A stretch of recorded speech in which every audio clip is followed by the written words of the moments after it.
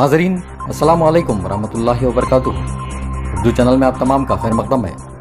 रियासत तमिलनाडु शहर वानाबड़ी के आवाम में कोरोना वायरस को लेकर जो लापरवाही का माहौल है, इस पर काज़ी शहर हाफिज सैयद अब्दुर्रहमान साहब मादनी ने सख्त तशवीश जाहिर करते हुए एक अपील जारी की है। अस्सलामु अलैकुम व रहमतुल्लाहि व बरकातुहू। मोहतरम भाइयों, बुज़ुर्गों, दोस्तों और मुअज़्ज़ज़ ख़वातीन,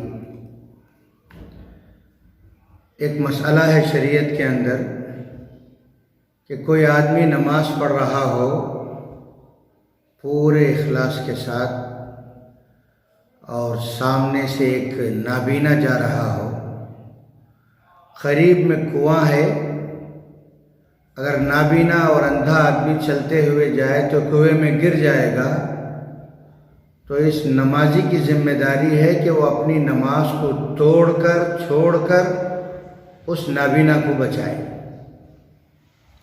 ऐसा नहीं कि मैं बुज़ुर्ग हूँ, नमाज छोड़ नहीं सकता, तोड़ नहीं सकता, उस आदमी को मरने नहीं दिया जाएगा। तो इस्लाम के अंदर जान की बड़ी कदर है, उसकी कदर व कीमत है।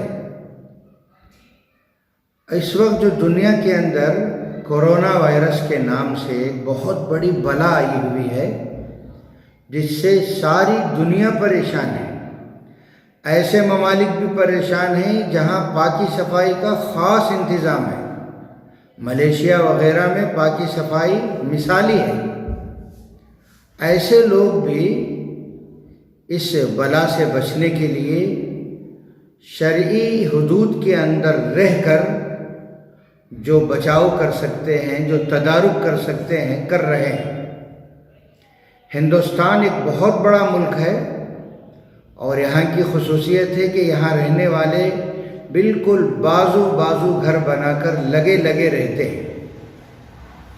और अल्लाह का शुक्र है कि ये 130 करोड़ लोगों में अभी नहीं फैला है, बिल्कुल 600 तक इसके मुतासिर हुए हैं। ये कोई बड़ी चीज़ नहीं, लेकिन जो हुकूमत और वर्ल्ड हेल्थ ऑर्गेनाइज़र ये सब जो नसीहतें करते हैं, अगर उस नसीहत पर अमल न करे तो ये बड़ी तेज़ी से फैलने वाली वबा है। और जब तेज़ी से फैलना शुरू हो जाए तो उससे बचाव और उससे बच के रहना नामुमकिन और मुहाल हो जाएगा।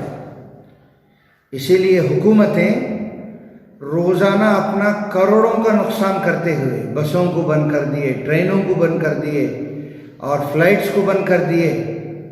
और मंदिरें एक एक दिन की आमदनी जहां करोड़ों की होती है, तिरुपति वगैरह, उसे सब बंद कर दिया गया और वहां की आमदनी हुकूमत को जाती है। तो हुकूमत एक एक दिन में अपना बेहद नुकसान कर रही है, सिर्फ इसलिए कि लोगों को हिफाजत से रखा जाए। और इसी बुनियाद पर 144 सेक्शन लगाया गया सारे हिंदुस्तान में, ताकि लोग अपने घरों में बैठे रहें, बाहर ना घूमें। लेकिन हम में से बाज़ उस 144 सेक्शन का इतना गलत इस्तेमाल करते हैं कि शाम होती ही ऐसे निकलते हैं जैसे कोई तफरी और पिकनिक को जा रहे हैं, औरतों को बिठाकर। ये छोटे लड़के 2-2, 3-3, एक गाड़ियों में बैठकर जाते हैं। ये जमा जैसे ही लोग होते हैं, वो वायरस तेज़ी के साथ फैलता है, इसलिए सारे डर रहे हैं। 24-24 घंटे बगैर सोए के डॉक्टर लोग खिदमत के लिए खड़े हो गए हैं। पुलिस वाले लोग, हम उनको गलत समझते हैं, लेकिन बेचारे दिन रात ये कर रहे हैं। बाज़ इलाक़ों में तो बिल्कुल मनाकर, हाथ जोड़कर बाज़ पुलिस के लोगों से अपील कर रहे हैं। दिल में दर्द है उनको, लोगों के बारे में, ताकि बच्चों को कोई नुकसान ना हो, लोगों को तकलीफ़ ना हो। इसलिए वो लोग कभी कभी लाठी चार्ज भी करते हैं ताकि बच्चे डर कर। इसलिए हमारी जिम्मेदारी है कि हम इस तरह जमा होने से और घूमने फिरने के लिए निकल जो रहे हैं, اس سے سب ہم رکے رہیں اور ہمارے بڑے لوگ اپنے بچوں کو نصیحت کریں. گھر میں جتنا زیادہ وقت گزاریں گے یقیناً مشکل ہی ہوگا.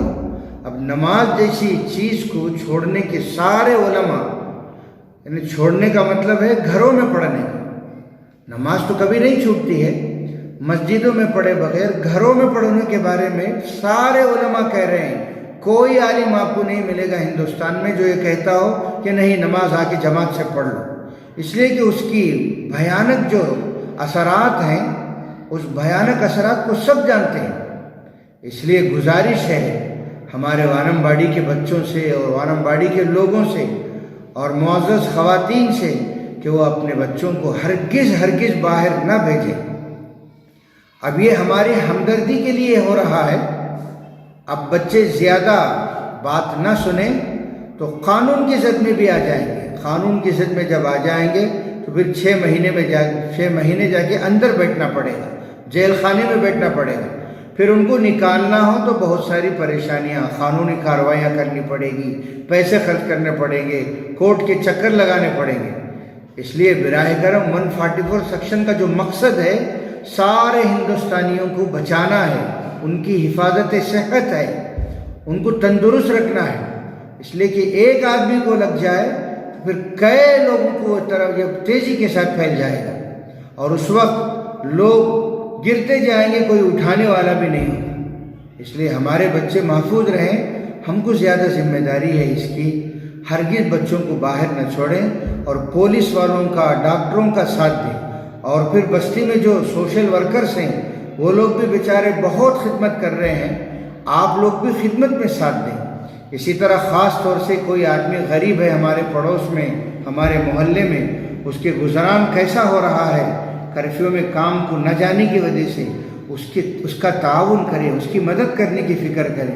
اس طرح ہم قانون کا ساتھ دیں گے اور صحت کے بارے میں فکر کریں گے تو انشاءاللہ اور ساتھ میں دعائیں کرتے رہیں گے.